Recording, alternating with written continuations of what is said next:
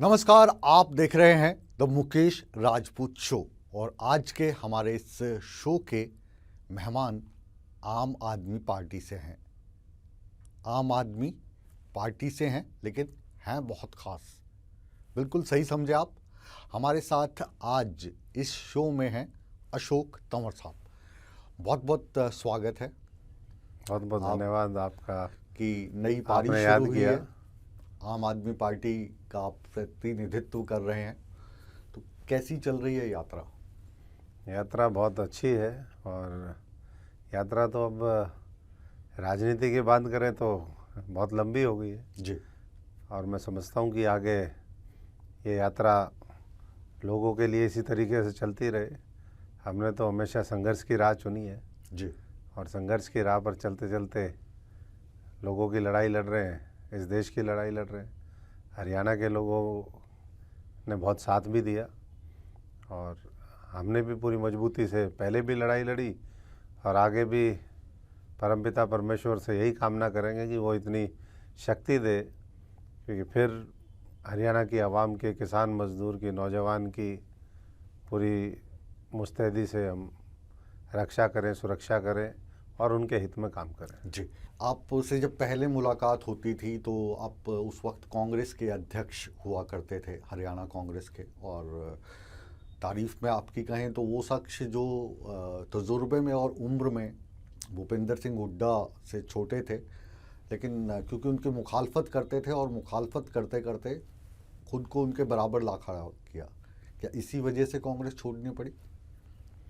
देखिए, जहाँ तक मुखालफत का मामला है, मुखालफत तो मेरी होती थी और मैं समझता हूँ कि एक किसी शायर ने कहा है कि मुखालफत से मेरी शख्सियत संवरती है, मैं दुश्मनों का एहतराम करता हूँ। क्या बात है। तो मैं तो धन्यवाद करता हूँ जिन्होंने भी मेरी मुखालफत करी, मुझे बीच बीच में और मेहनत करने के लिए प्रेरित किया और अच्छे काम करूँ। और मुखालफत होती किसकी है? जो पूरी मजबूती से अपने लक्ष्य की ओर बढ़ रहा हो, जिसको जो दायित्व दिया गया है वो दायित्व को अच्छे तरीके से निभाए। और उसमें बहुत से लोग अपने आप को डिस्टेबलाइज महसूस करते हैं, जो ये सोचते हैं कि ये हमारा जन्मसिद्ध अधिकार है। लेकिन मैं समझता हूँ कि हमने अपना काम किया और हालात कई बार बन जाते हैं। किसी का दोष भी मैं नहीं देना चाहता, क्योंकि जब हम वहाँ थे हमने पूरे जो 100% वहाँ देने की कोशिश करी और जब छोड़ दिया तो मैं समझता हूँ कि आज आम आदमी पार्टी के लिए लगातार हमारा कार्य जारी है। 100% वहाँ दे रहे हैं। आपने एहतराम की बात की थी तो मुझे भी एक गज़ल का शेर याद आ गया। जगजीत सिंह ने ये गज़ल गाई थी कि हुजूर आपका भी एहतराम करता चलूँ, हुजूर आपका भी एहतराम करता चलूँ, इधर से गुज़रा था सोचा सलाम करता चलूँ। उन्हें ये ज़िद कि मुझे देख के किसी और को ना देख, मेरा ये शौक़ है सबसे सलाम करता चलूँ। ये शेर मैंने ख़ास इसलिए पढ़ा है क्योंकि कांग्रेस से जाने के बाद आपने टीएमसी ज्वाइन की, ममता दीदी के पास चले गए, एहतराम किया, थोड़ा सा विराम किया, फिर आम आदमी पार्टी में आ गए। तो जो टीएमसी की यात्रा थी वो इतनी छोटी क्यों? नहीं, टीएमसी की यात्रा का जहाँ तक सवाल है, हम तो जब छोड़ी आम आदमी पार्टी तो हमारी तो क्योंकि एक बहुत बड़ा सेटबैक था। सेटबैक इसलिए था कि जिस पार्टी में 25-30 साल दिए हों, लगातार संघर्ष किया हो, स्टूडेंट पॉलिटिक्स से शुरुआत करी हो। कांग्रेस जब छोड़ी उसकी बात कर रहे हैं? उसी के बाद मैं कह रहा हूँ। तो जल्दी से किसी के ऊपर विश्वास करना वो बड़ा मुश्किल काम होता है। लेकिन उसके बाद बहुत से साथियों का ये मानना था कि किसी न किसी के साथ मिल कर के हम 2024 की लड़ाई लड़ सकते हैं। लेकिन उसके बाद टीएमसी हरियाणा के अंदर काम नहीं शुरू कर पाई, 6 महीने बीत गए। तो ऐसे में मैं समझता हूँ कि जो साथी होते हैं उन लोगों ने फिर उनको बांध के रखना भी मुश्किल उनके बांध के भी काम रखना ना हो। जी। तो सब साथियों का ये मानना था। और ये टीएमसी में जाने से पहले भी बहुत से साथियों का उस समय भी ये कहना था कि भाई हम आम आदमी में हमें चलना चाहिए। एक तरफ पंजाब है, एक तरफ दिल्ली है। उस समय पंजाब की सरकार भी नहीं बनी थी, तब भी बहुत से लोगों का वो था। लेकिन कई बार होनी होती है। हाँ, एक जो हमारे लिखा- यहाँ कहावत है हाँ। सिरसा साइड में, हाँ हाँ, हिसार में, वाया भटिंडा। अच्छा तो ये वाया वाया भटिंडा, टीएमसी जो है हाँ, वो रूट आम आदमी पार्टी का था।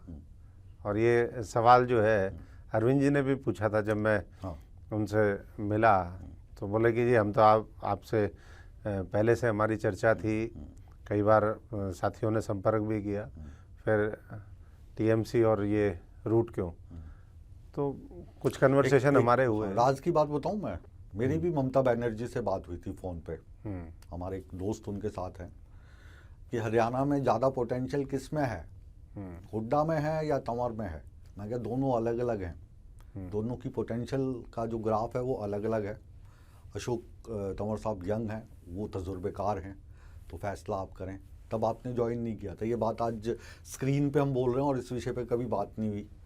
खैर, कांग्रेस जो छोड़ने की वजह रही क्या रही? इतना आपको सम्मान दिया गया, जो बुजुर्ग नेता थे उनको नहीं आपको अध्यक्ष बनाया गया, लेकिन आप भिड़े रहे। कांग्रेस में भिड़ना क्या ताकत दिखाने की निशानी होती है?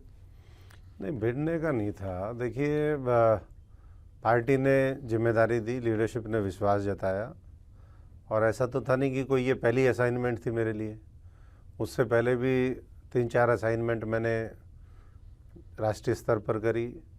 स्टूडेंट पॉलिटिक्स से हम शुरू हुए, जवाहरलाल नेहरू विश्वविद्यालय से, वहाँ चुनाव लड़े, वहाँ के यूनिट के अध्यक्ष रहे, पार्टी ने मौका दिया, एनएसयूआई का अध्यक्ष बनाया, यूथ कांग्रेस के अध्यक्ष पद पे रहे, सेक्रेटरी आईसीसी रहे, अलग अलग प्रदेशों में काम किया, सांसद के नाते किया।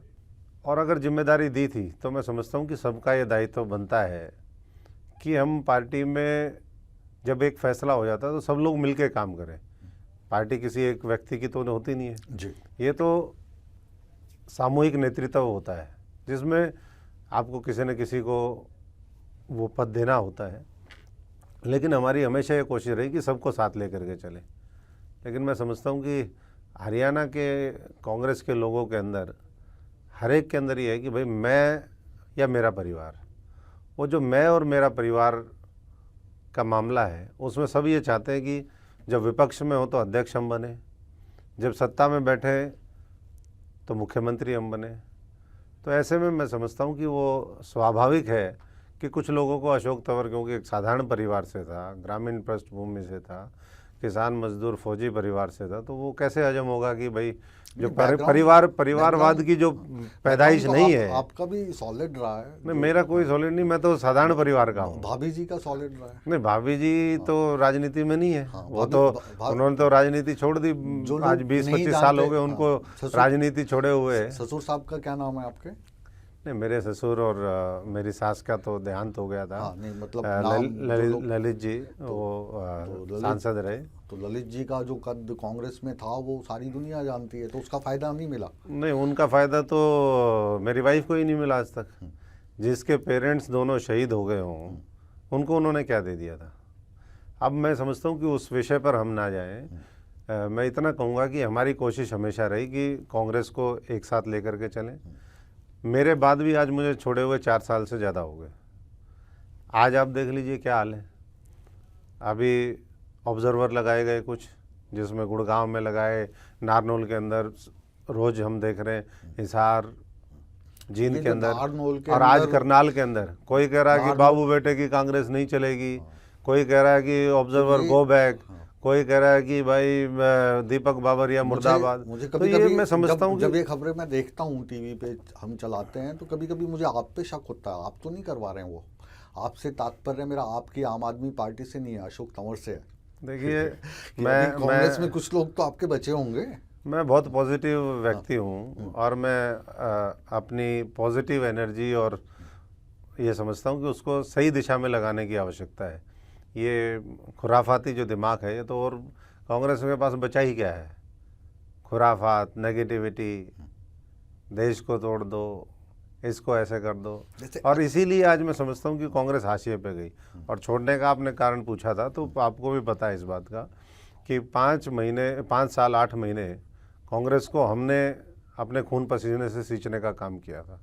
जिन लोगों ने 10 साल सत्ता का मजा लिया, लाखों करोड़ रुपए के घोटाले किए, वो सब लोग तो बिल में घुस गए थे। भारतीय जनता पार्टी के साथ साठगांठ करके कौन लोग थे ये सारे ही लोग जो सत्ता में उस समय थे, जैसे थोड़ा याद करवाइए। जिन्होंने प्रदेश की सरकार चलाई, उसमें कोई एक व्यक्ति नहीं, वो उसमें बहुत से लोग हैं। वो सब साठगांठ करने में जब लगे हुए थे तो राहुल गांधी ने हमें मैंडेट दिया कि हरियाणा की सड़कों के ऊपर जाओ, लोगों के लिए संघर्ष करो, जो पुराने कांग्रेस के लोग हैं जो नज़रअंदाज हैं उनको मुख्य भूमिका मिलेगी। लेकिन जब हमने वो काम किया, अंत में हुआ क्या? अंत में उन्हीं लोगों की सबकी टिकट काट करके और उन लोगों के सामने सरेंडर कर दिया जो भाजपा के सामने सरेंडर है। जब हमें लगा कि भाई ये ऐसी पार्टी जहाँ वफादारी, ईमानदारी, सच्चाई और संघर्ष, मेहनत की कदर नहीं है, तो वहाँ किस लिए साइकिल चलाओ, पैदल चलो। अब तो आप अलग पार्टी में हैं, अलग दिशा में हैं, तो कौन लोग हैं वो? जनता को भी सचेत होना चाहिए ना, ऐसे लोगों से बचें। पब्लिक है, वो सब जानती है, पब्लिक जानती है, लेकिन पब्लिक तक इन्फॉर्मेशन पहुंचाना तो आपका कार्य है। पब्लिक जब मैं मुस्कुरा करके बोलूंगा तो पब्लिक को सब समझ में आ जाएगा कि मैं मुस्कुरा रहा हूँ। तो बोलिए ना। उनको सबको जाना है। नाम बोलिए। नहीं, देखिए, इसमें कांग्रेस के साथ एक व्यक्ति विशेष का मामला नहीं है। कांग्रेस के अंदर जो बाकी लोग हैं, कुछ पर्दे के पीछे से षड्यंत्र करते हैं और कुछ एक दो सामने से लड़ते हैं। आज भी वही हो रहा है कि एक दो तो आमने सामने लड़ रहे हैं और बाकी पीछे से षड्यंत्रकारी। वो सोचते हैं कि ये जो लड़ाई है चूहे बिल्ली की, इसमें हमारा दाव लग जाएगा। आपके पुराने मित्र हैं, नाम है करण दलाल, वो भी ऐसे ही बैठे थे आपके तरह, इंटरव्यू हम कर रहे थे, तो मैंने कहा लड़ते क्यों रहते हैं आप, आपस में लड़ते हो, दूसरी पार्टी वालों के साथ क्यों नहीं लड़ते? कह रहे हमारी जो आला कमान है वो कहते हैं कि आप अपनी शक्ति, अपना पावर दिखा सकते हैं पार्टी में। तो कांग्रेस की खूबसूरती है, लोकतंत्र है, झगड़ा करते हैं, नारे लगाते हैं, किसी के पक्ष में जिंदाबाद बोलते हैं, तो इसमें बुरा क्या है? देखिए, जिसको वो कह रहे हैं लोकतंत्र है, वो असली मायने में लठतंत्र है कांग्रेस के अंदर। आज लोग ये कह रहे हैं कि कांग्रेस पार्टी का पूरा लोकदलीयकरण हो गया है। जो लोग उस पार्टी से आए वो आज प्रोमिनेंस में है, वो आज कांग्रेस को संचालित करने का काम कर रहे हैं।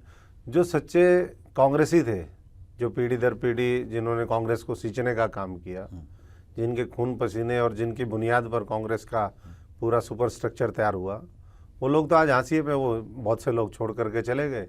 और जो नहीं गए, मैं तो उनसे यही आग्रह करूंगा कि मैं भी नरक से बाहर आया, आप भी नरक से बाहर आओ और आकर के आओ अपना तो देश और जो टारगेट में है, क्योंकि आपको भी अरविंद केजरीवाल ने अपने साथ में लिया है, तो उसमें नफ़ा नुकसान देखा होगा। और अरविंद केजरीवाल बहुत कैलकुलेटिव हैं, हर किसी पे रिस्क भी नहीं लेते, तो उनको क्या उम्मीद आपने दी है? कौन से लोग हैं जो टूटेंगे, आम आदमी पार्टी में जुड़ जाएंगे? क्योंकि आप की जो पसंद है वो तो आप आज जो मर्जी कहो, वो तो कांग्रेसी लोग होंगे ना, तो उन्हीं का धर्मांतरण शब्द नहीं इस्तेमाल करना चाह रहा मैं, स्थानांतरण होगा। देखिए, मैं समझता हूँ कि कुछ जीवन के अनुभव हमने भी सीखे हैं। जो व्यक्ति देश के लिए, प्रदेश के लिए सोचता है, पार्टी के बारे में लिए सोचता है, वो हमारे लिए भी अच्छा ही सोचेगा। और जो केवल अपने बारे में सोचता है, वो किसी के बारे में नहीं सोचता है। तो जो लोग अच्छे हैं उनको आगे बढ़ाने का हमने हमेशा पहले भी काम किया। ये जो कांग्रेस वाला एपिसोड था वो तो इसलिए था कि भाई आपने मजदूरी किसी से करवाई, किसी की मजदूरी मार करके उन लोगों को, जिन लोगों ने एसी में ड्राइंग रूम में बैठ करके 5 साल राजनीति करी, अपने काम धंधे पैसे को सेट किया, जेलों में जाने से बचते रहे, सड़कों पे संघर्ष नहीं किया, बोलने से जो कतराते थे, आज भी उन लोगों के मुंह से कहाँ, आज भी जो सत्ता पक्ष है, भ्रष्टाचार के मामले तो कहीं दिखाई देते नहीं है। किसान, गरीब, मजदूर, कर्मचारी, नौजवान की, महिलाओं की उत्पीड़न की घटनाएं होती हैं, उनकी लड़ाई कौन लड़ रहा है? क्या विपक्ष संसद में, विधानसभा में, हरियाणा की सड़कों के ऊपर कहीं दिखाई देता है? मुझे तो नहीं दिखाई देता। वो किसान मजदूर खुद अपना संघर्ष पूरा करते हैं, टंकियों पे चढ़ते हैं, लाठी डंडे खाते हैं, वाटर कैनन चलती है, किसी की कोई शहीद हो, आशा वर्कर अभी शहीद होगी, सबको तो धरने पे बैठना पड़ रहा है। तो ये काम विपक्ष का काम था। उन वर्कर्स में कुछ आपकी पैठ बनी है? बिल्कुल, हम तो, सबको ये पता है कि कौन दिल से लड़ता है, और हम तो दिल से लड़ाई लड़ते हैं जितनी हमारी क्षमता है। और धीरे धीरे मैं समझता हूँ कि क्षमता का विस्तार भी होगा। हमने अभी पिछले दिनों संगठन बनाया, 6 महीने साल भर के अंदर 4000 पदाधिकारी हमने बनाए। अरविंद केजरीवाल जी भिवानी आए अभी, और उस दिन वो कह कर के गए कि भैया आज देश को ये वन नेशन वन इलेक्शन की ज़रूरत नहीं, वन नेशन वन एजुकेशन की ज़रूरत है। समान अच्छी शिक्षा पूरे देश को मिले, पूरा देश पढ़ा लिखा हो। नौजवान जो आज 50% आबादी देश की 25 साल से नीचे के युवाओं की है, बच्चों की है, उनको हम कैसे आगे लेकर के आए, अच्छे अस्पताल कैसे क्रिएट करें, अच्छे रोजगार कैसे करें और परिवारों को कैसे जोड़ें। परिवार जोड़ो अभियान की शुरुआत वो करके गए हैं। ये पूरी जो बातें पूरा आपको पूरा मौका दिया जाएगा कि आप अरविंद केजरीवाल जो चाहते हैं उसको कहें। एक जो जहन में सवाल आ रहा है अरविंद केजरीवाल को लेकर या आम आदमी पार्टी को लेकर, अभी जो गुजरात में जो चुनाव हुआ उसमें अरविंद केजरीवाल जी की पार्टी पार्टी ने कुछ ऐसा काम कर दिया कि वो जैसे भारतीय जनता पार्टी की बी टीम है, वहाँ पे कांग्रेस जीत जाती अगर आप लोगों ने वहाँ पे रायता नहीं फैलाया होता। देखिए, मैं तो कांग्रेस का प्रभारी रहा हूँ, वहाँ सेक्रेटरी इंचार्ज रहा हूँ और 3.5 साल रहा हूँ और भुज और गोधरा के टाइम से गुजरात जाता रहा हूँ। तो ऐसी स्थिति तो कोई थी नहीं कि गुजरात में कांग्रेस कोई चमत्कार करने वाली थी और आम आदमी ने रोक दिया। उनको चमत्कार करने के और बहुत जगह मौके मिलते हैं, वहाँ क्यों नहीं करते चमत्कार? हिमाचल में भी यही हुआ। हिमाचल में तो आम आदमी पार्टी ने विड्रॉ किया। हिमाचल में बिल्कुल हवा बनी हुई थी, हम उसको लगातार कवर कर रहे थे और मुझे लगता है सबसे ज़्यादा हमने कवर किया। तो जो अंतिम डिस्कशंस जो हम करवाते हैं उसमें विड्रॉ कर लिया, मैसेज तक डालने बंद कर दिए, बोरी बिस्तर। इसलिए मैं कह रहा हूँ क्यों किया? नहीं, आम आदमी ये चाहती थी कि भाई जो वोट है, जिस तरीके से अभी इंडिया अलायंस बना है, अगर कोई वोट के उसको डिवीज़न को अगर रोक करके और भारतीय जनता पार्टी को सत्ता से बेदखल कर सकता है तो करे वो। तो यही वाला फॉर्मूला आप हरियाणा में भी अपनाएंगे? नहीं, हरियाणा में नहीं अपनाएंगे। हरियाणा में तो एक तरफ दिल्ली है, दूसरी तरफ पंजाब है, लोगों की रिश्तेदारी है, व्यापारिक संबंध है, भाईचारा है। हिमाचल हरियाणा हिमाचल दूर था। हिमाचल कहाँ था सर? दिल्ली से दूर था। दिल्ली का मॉडल जो है वो पंजाब ने एक्सेप्ट किया, अब बीच में हरियाणा बचा है। और मैं आपको ये बहुत जिम्मेदारी, चित भी मेरी पट भी मेरी, जिम्मेदारी के साथ नहीं, इसका मतलब ये थोड़ा ना कि आप उसके लिए कांग्रेस के लिए सबको छोड़ते जाओगे और कांग्रेस जो है उनके सामने सरेंडर करती जाएगी। दो राज्यों में बीजेपी का जो आपने हेल्प कर विजय रथ है वो आगे बढ़ता जाएगा और ये जो है एक राज्य में गुजरात में आपने भाजपा की हेल्प कर दी और हिमाचल में कांग्रेस की हेल्प। देखिए, हम किसी की हेल्प नहीं कर रहे हैं, हम देश की जनता की हेल्प करना चाहते हैं। उन प्रदेशों के जो लोगों के मुद्दे हैं उसको उठाना चाहते हैं। उस प्रोसेस में हो सकता है किसी को फ़ायदा हो, किसी को लॉस हो, लेकिन अल्टीमेटली आम आदमी पार्टी का लक्ष्य ये है कि देश में एक मजबूत विकल्प और विपक्ष वो आम आदमी पार्टी अरविंद केजरीवाल जी के नेतृत्व में बने। और ये राष्ट्रीय पार्टी के दर्जा होने के बाद लोगों को महसूस भी हुआ है। और मैं समझता हूँ कि हरियाणा के अंदर जितना आज अंडर करंट है उतना कभी दिल्ली में भी नहीं रहा, उतना कभी पंजाब में भी नहीं रहा। ये लोग जो लोग शुरुआत से जुड़े हुए हैं, जिन्होंने वो चुनाव ने जो चीज़ हासिल की है उसके लिए आप बधाई के पात्र हैं, उसमें कोई दो राय नहीं है। लेकिन जब बड़ा बनने की कोशिश करते तो जाहिर है कि उसमें रुकावटें भी बहुत सारी आएंगी। लोकसभा चुनाव आने वाला है, महज एक सांसद आपका लोकसभा में और राज्यसभा में कितने हैं? 10। तो इनके बलबूते लोकसभा चुनाव में आप हवा बना पाएंगे या आप इस वक्त इंडिया का जो हिस्सा है उसमें आपकी कितनी पहुंच है, आपकी मतलब आम आदमी पार्टी की?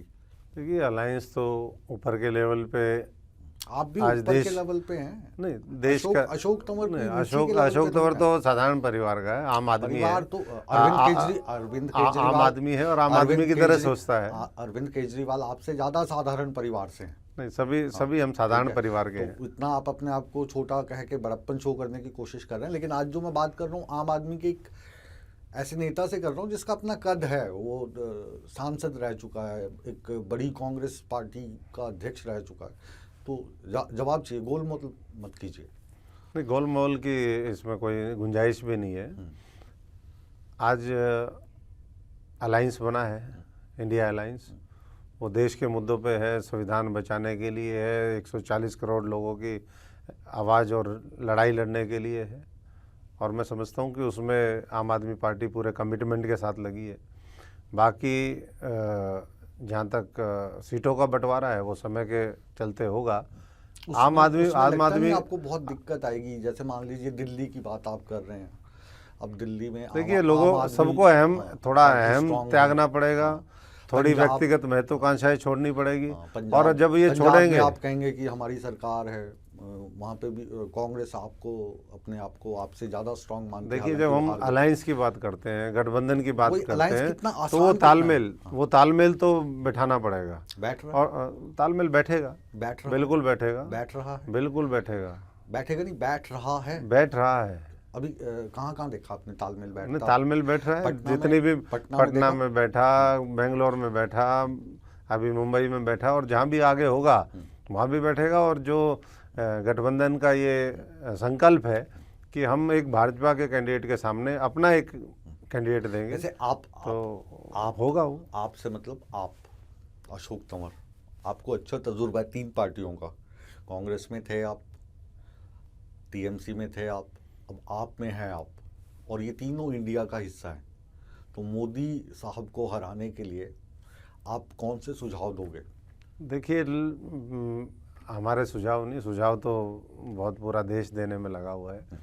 मेन एक्शन करने की जरूरत है। एक्शन में हम अपने हाँ, मतलब जो क्या हमारा सुझाव क्षेत्राधिकार है, हरियाणा में हम उसमें लगे हैं, या पार्टी की कोई और जिम्मेदारी होगी उसमें भी लगेंगे। और देश की जनता बदलाव चाहती है, केवल हमें एकजुट होकर के लड़ाई लड़नी है। और लेकिन बदलाव के लिए भी कुछ ना कुछ तो बोलना पड़ता है ना जाके। जैसे आप कांग्रेस में थे तो 10 साल कांग्रेस की सत्ता थी 2014 से पहले, तो कांग्रेस बदनाम हुई, आपके लोगों ने बदनाम किया। जो यूपीए के घटक दल थे, इतने सारे घोटाले निकले कि घोटालेबाज सरकार, प्रायवची हो गए आप करप्शन के कांग्रेस। तो इस करके भारतीय जनता पार्टी आई। तो अभी ये जो मौजूदा एनडीए की सरकार है, भाजपा की सरकार है, मोदी सरकार है, इसको आप कहते हैं हम उखाड़ फेंकेंगे, तो कुछ तो फार्मूला तो आप बताएंगे ना। इतना बड़ा फार्मूला तो आज कौन सा ऐसा वर्ग है देश के अंदर जो इस सरकार से खुश है? आज तो ये महापूंजीपतियों के लिए काम करने वाली सरकार है। देश में बेरोजगारी अपने चरम के ऊपर है, उद्योग धंधे जिस तरीके से आगे बढ़ने चाहिए वो नहीं बढ़ रहे। हम चीन के साथ, आपने लाल टाई पहनी हुई है, उससे याद आया कि ये लाल आंख दिखाने की बात करते थे। कल मैं कहीं पढ़ रहा था, उसमें था कि 2014 के अंदर चीन का जो टोटल इकोनॉमी का साइज़ है वो 10.7 समथिंग ट्रिलियन डॉलर था, जो पिछले 9 साल में बढ़ करके 17.8 हो गया। 7-8 ट्रिलियन डॉलर की उन्होंने ग्रोथ करी। इंडिया की इकोनॉमी, भारत के जो आंकड़े हैं वो भी हैं आपके पास? भारत के भी हैं। तो भारत के भारत 2014 से लेकर भारत में तक घटा है? घटा नहीं है। हाँ। चीन ने 7-8 ट्रिलियन डॉलर उसमें ऐड किया। हाँ। और हमने 9 साल में कितना ऐड किया? कितना? 9.5-10 साल में सिर्फ 1 ट्रिलियन डॉलर। तो आप बात करते हैं कि हम उनसे मुकाबला करेंगे। आप अपनी आप कहते हो कि हम 60% 80 करोड़ लोगों को हम जो है, चंद्रयान देखो कहाँ पे, चांद पे पहुंच बहुत गया। अच्छी बात है। चंद्रयान में किसी एक व्यक्ति विशेष का नहीं, पूरे देश की और वैज्ञानिकों की उसमें भागीदारी और उनका समर्पण, उनका कमिटमेंट है, उनकी काबिलियत है। उसके बदौलत चंद्रयान 3 पहुंचा है, उसकी बदौलत अभी हम सूरज पे भी पहुंच गए। वही पहुंचेंगे ना सर, जब आपकी सत्ता होगी तब भी वैज्ञानिकों का योगदान होगा। तो अच्छी बात है, लीडर को तो लेकिन धीरे धीरे है ना। जब राकेश शर्मा वहाँ पे पहुंचे थे चंद्रमा पर, तब इंदिरा गांधी बात कर रही थी ना उनसे, वो पूछ रही थी हिंदुस्तान, इंडिया आपको कैसा लग रहा है, तो वो कह रहे थे सारे जहाँ से अच्छा। तो उसका क्रेडिट इंदिरा गांधी को मिला। लेकिन मैं यही कहूँगा कि वो सारे जहाँ से जो अच्छा है, हिंदुस्तान हमारा, ये भारतवर्ष हमारा है, उसको धीरे धीरे खराब कर रहे हैं। कैसे? कहीं मणिपुर का दाग लगता है, कहीं नू का दाग लग जाता है, कहीं हम भाईचारा, एकता, हिंसा के भेंट चढ़ाने का काम कर देते हैं। दंगे नहीं हुए? 1984 भूल गए आप? नहीं, दंगे तो हुए।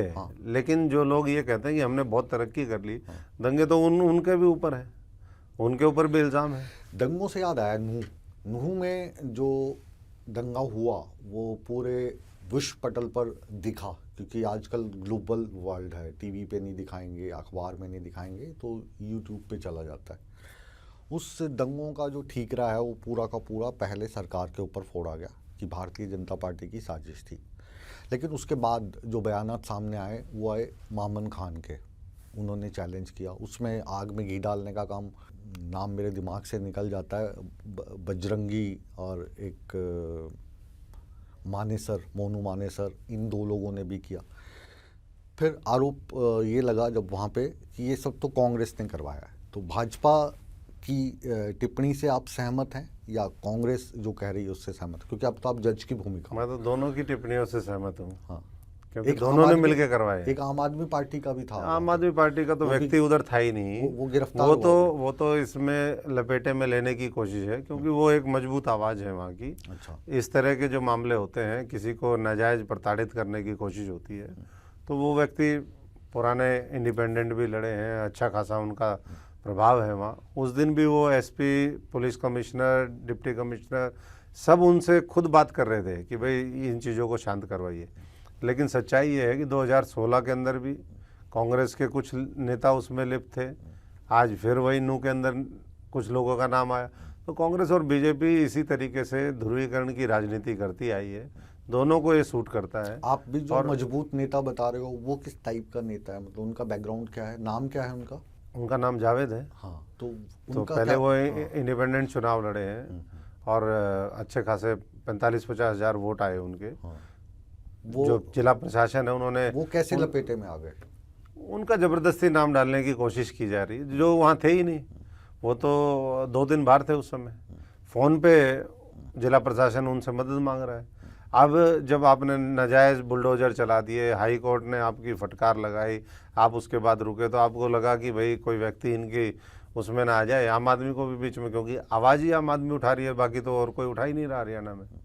लोगों के साथ मिलकर के संघर्ष अगर सड़कों पे कोई कर रहा है, उनके समर्थन में जा रहा है, चाहे वो मंत्री और महिला उत्पीड़न का केस हो, चाहे हमारे कर्मचारी सड़कों के ऊपर बैठे हों, चाहे किसान और गरीब मजदूर नौजवान की लड़ाई हो, बाकी लोग तो ये सोचते हैं कि हवा में हम बस ऐसे ही करेंगे और हम हमारी सरकार बन जाएगी। बुरा मत मानिएगा तंवर साहब, लेकिन अभी ये वाली जो आप बात कह रहे हैं, ग्राउंड पे कुछ ज़्यादा आमद दिखती नहीं है। नहीं, वो दिखेगी धीरे धीरे। हमने कहा कि अभी हम अपनी तरफ से प्रयासरत हैं, और जब और संगठन मजबूत होगा, आज हमारे 4000 पदाधिकारी अभी तक हम लोगों ने बना लिए संगठन, और 18-20 लाख सदस्य हमने बनाए।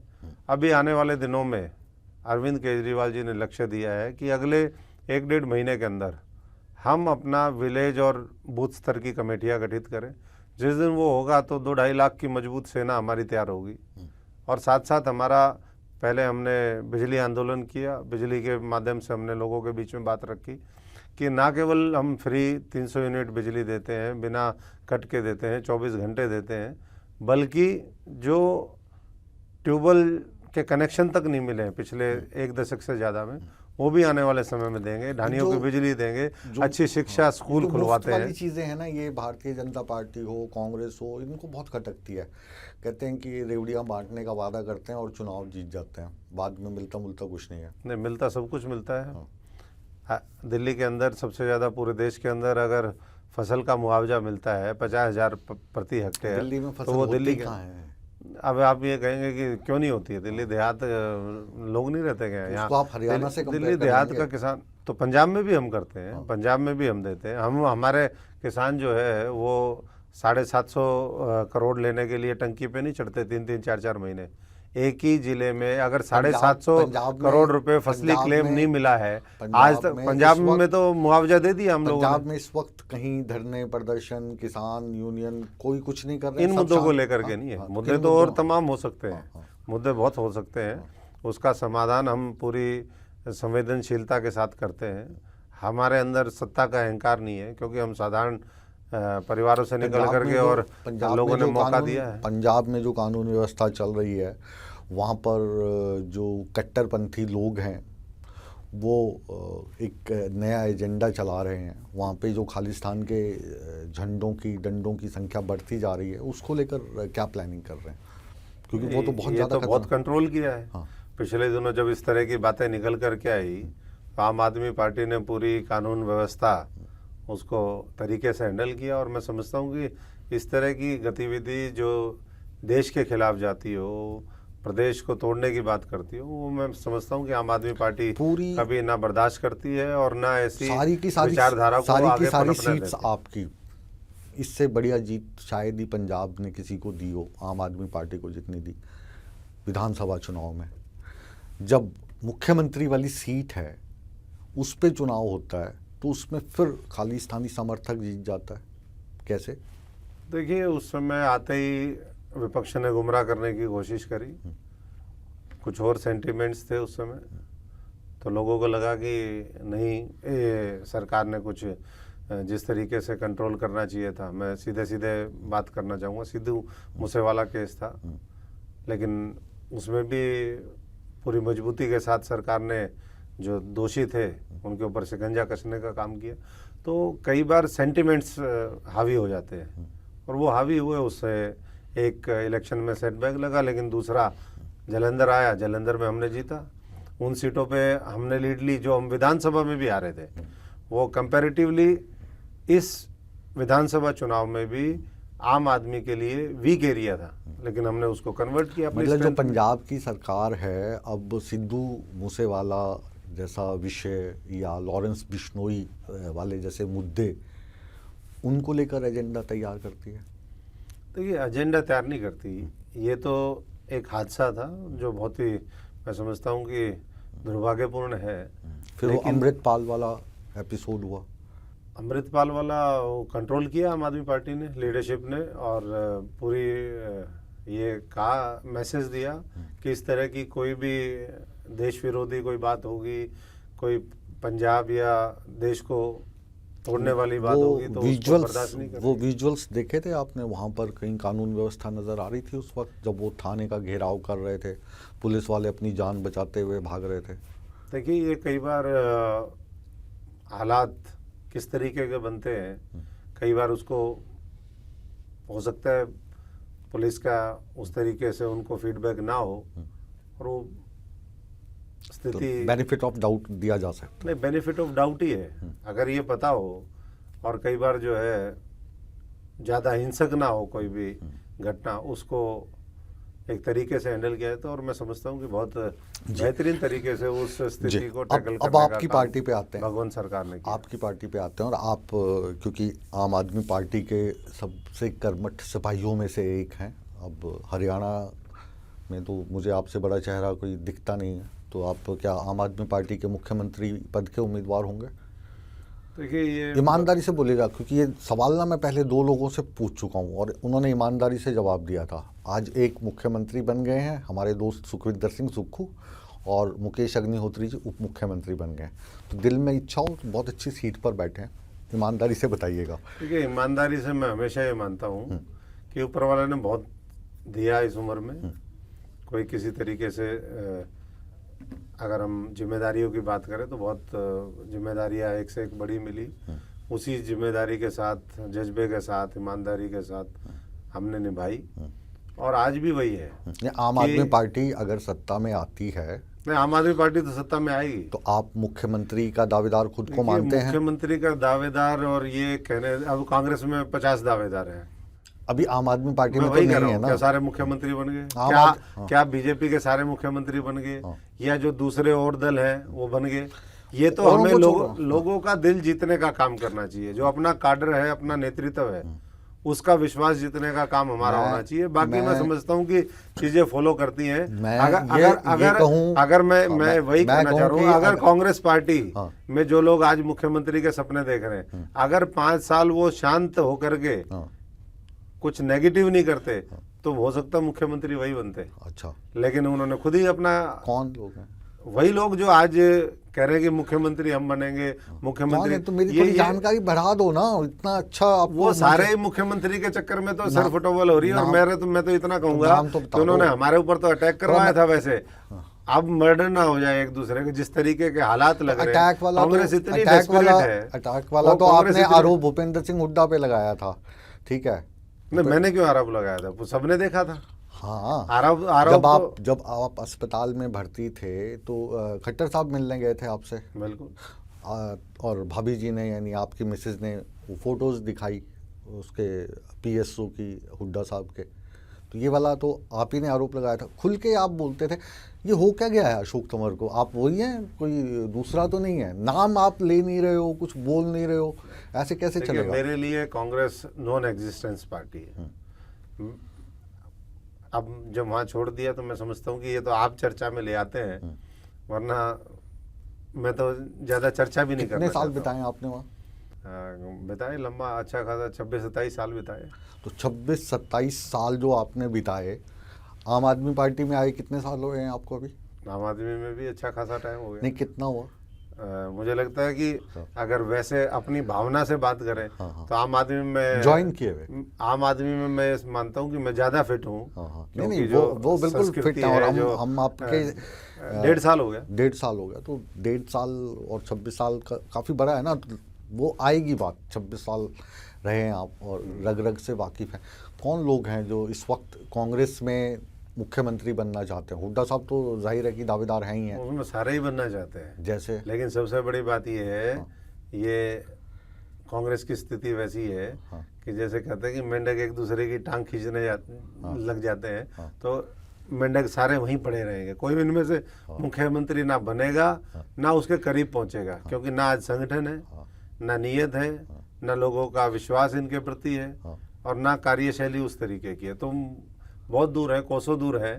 अपने घर में रोज सपने बड़े बड़े लेकर एक मैं आपको पुराने इंटरव्यू मेरे जहन में आ रहा है, कुलदीप शर्मा जी को आप जानते हैं, आपके अच्छे दोस्त भी हैं। तो वैसे ही हमने रैपिड फायर राउंड किया, हर एक का नाम लिया, आपका नाम लिया, मैंने कहा अशोक तंवर, तो क्योंकि बहुत बुद्धिजीवी और अच्छे आदमी, कह रहे डॉक्टर हैं। मैं कहा फिर भी कांग्रेस का इलाज नहीं कर पा रहे हैं, जो इतनी आप लगातार झगड़े हो रहे हैं। मुझको लगता है जो दूसरी बार जो सत्ता आई उसमें आप लोगों का ज़्यादा रोल रहा भारतीय जनता पार्टी को जिताने में, उतनी मेहनत भाजपा वालों ने नहीं की होगी। ये तो सच्चाई है। ये सच्चाई है कि अगर तरीके से टिकट वितरण होता, जिन लोगों ने मेहनत करी थी, अगर उनका सम्मान होता, तो सरकार कांग्रेस की होती। वो खुद ही एक दूसरे को जब ख़त्म करने में लगे, किसी दूसरे के दुश्मन की जरूरत ही नहीं ना, अंदर ही इतने अंदर मतलब इतने हैं कि जो लड़ाई है, मुस्कुराते जो है खंजर, तलवार, रॉकेट लॉन्चर सब चला देते हैं। हाँ, कोई शेर सुना दीजिए ना बढ़िया सा। मैं इतना ही कहूँगा कि धूप से तो बच निकला है, लेकिन वो नहीं जानता कि टूटती दीवार के साए में खड़ा है। क्या बात है, क्या बात है। और तो वहाँ बहुत से लोग ऐसे हैं जो उनको अंदाजा भी नहीं है कि ये जो सो कॉल्ड पुराना महल है, जो आज खंडर हो चुका है, अंदर से जो खोखला है, इसके नीचे दब करके कितने लोगों की राजनीतिक मौत होने वाली है। तो मैं उन लोगों को इतना ही कहूँगा जिन्होंने कई बार विश्वास किया लेकिन उनके साथ बार बार विश्वासघात हुआ, कि अब विश्वास मत करिए, बाहर निकलिए, कुछ नया सोचिए, कुछ नया करिए, और ये जो गुलामों के गुलाम हैं उनको छोड़ दीजिए। ये बड़ा पेट डायलॉग है आपका कि गुलामों के गुलामों की अदला बदली हो रही है। बिल्कुल हो रही है। गुलामों के गुलामों की अदला बदली हो रही है, पर भारी जब बदले गए तब आपने कहा। हाँ, मैंने कहा जी गुलाम नबी चले गए। हाँ, तो मैंने कहा भाई एक गुलाम गया, दूसरा गुलाम आया। हाँ, गुलामों की कांग्रेस है, यहाँ क्या बदलने वाला है? हाँ, गुलाम नबी ने अच्छा किया जाके। अच्छा क्या किया? वो कांग्रेस तो वही खत्म करके गया। हाँ, वो तो पूरा साठ गांठ का खेल चल रहा है जम्मू कश्मीर में। हाँ, हाँ। आपको नहीं लगा इसीलिए तो कमेटी में डाला गया। आपको नहीं लगा कि जो हवा है वो भाजपा के तरफ ज़्यादा चल रही है, तो छोड़ो संघर्ष का दौर, हम भी यहीं आशियाँ बना लें? देखिए, मैं समझता हूँ कि संघर्ष हम जिस यूनिवर्सिटी से शुरू हुए वहीं से संघर्ष करने का अपना मज़ा होता है, अपना सेटिस्फेक्शन होता है। और संघर्ष की राह पर चलते चलते ऐसा नहीं कि कामयाबी नहीं मिलती, कामयाबी भी मिलती है। थोड़ा सा परिस्थितियाँ, हाँ, उसमें लोगों की परख बहुत होती है, क्योंकि जो कठिन रास्ता होता है उस पर हर एक लंबा और कठिन रास्ते पे चलना नहीं चाहते लोग शॉर्टकट ढूंढते हैं, और उस शॉर्टकट में कई बार वो गलत रास्ते पर चढ़ जाते हैं। अब जो पावरफुल लोग होते हैं उनका जो सोचने का तरीका है तकरीबन सेम ही नहीं हो जाता, कि जब कांग्रेस पावर में आती है तो सबको लगता है कि राहुल गांधी और सोनिया गांधी से अच्छा कोई नहीं सोच सकता। जब भाजपा के आप सपोर्टर हैं, वोटर हैं, तो आपको लगता है नरेंद्र मोदी या अमित शाह से अच्छा कोई नहीं सोच सकता। वैसे ही जब आम आदमी पार्टी में आप होते हैं तो आपको लगता है अरविंद केजरीवाल जो कहते हैं यही ब्रह्म ज्ञान है, तो ऐसा क्यों कर लेते हैं नेता? मतलब डर है, किस तरीके की राजनीति हो रही है? क्योंकि बहुत चेंज हो गई। पहली बात तो जहाँ होते हैं उस नेतृत्व में विश्वास होता है, उनकी नीतियों में विश्वास होता है, पार्टी की उस विचारधारा में विश्वास होता है, इसीलिए वहीं होते हैं। तो वो तो श्रेष्ठ लगना स्वाभाविक भी है, लेकिन कई बार मैं समझता हूँ कि इतना चढ़ा दिया जाता है, जैसे कांग्रेस को चढ़ा दिया है 10 साल में। हाँ, तो सभी कहीं ना जगह कहीं चाटुकारिता का भी मामला सभी होता जगह है। तो नेता और जो उस चाटुकारिता की वजह से बड़े नेता जो जमीन होते पर हैं, आकर के कांग्रेस गिरी, 50 के आसपास पहुंच गई, उससे ऊपर उठ नहीं पाई है। आगे क्या होगा ये तो 2024 में जनता बताएगी, लेकिन मैं समझता हूँ कि कभी कभी ऐसा नहीं लगता जब आप राहुल गांधी या प्रियंका गांधी के बारे में सोचते हैं, क्योंकि आपके अच्छे दोस्त रहे हैं, और ये शेर कहने को मन करता हो आपका कि कौन कहता है ख्वाब की ताबीर चाहिए, कौन कहता है ख्वाब की ताबीर चाहिए, आँखों के सामने तेरी तस्वीर चाहिए, वो आए मुझको ढूंढते, वो आए मुझको ढूंढते और मैं मिलूँ नहीं, ज़िंदगी में ऐसी भी तकदीर चाहिए। करता है मन कभी? देखिए, मैं तो ये नहीं चाहता कि कोई मेरे को ढूंढे और मैं किसी को ना मिलूं।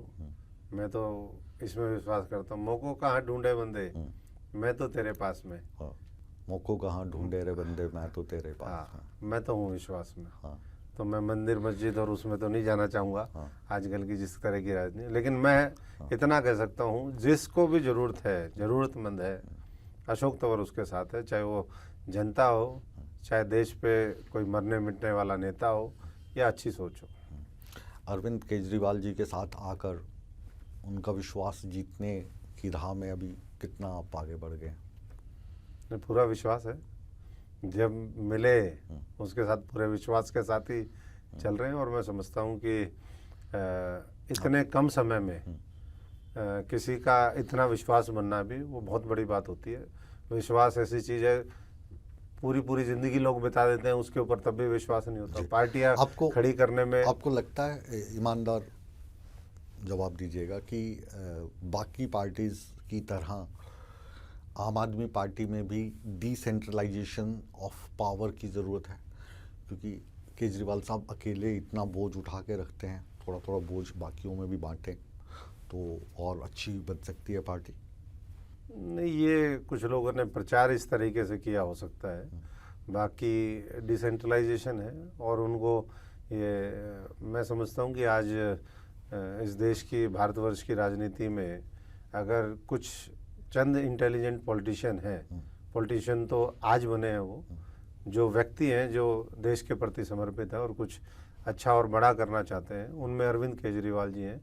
और वो ये मानते हैं कि जितने अच्छे हेल्पिंग हैंड मिलेंगे, हाँ, उनका समर्पण होना चाहिए, कमिटमेंट पूरा उनका हो, ईमानदारी से काम करें और देश को आगे बढ़ाने के लिए उनको आना चाहिए और उनको साथ लेकर के वो चलने के लिए तैयार हैं।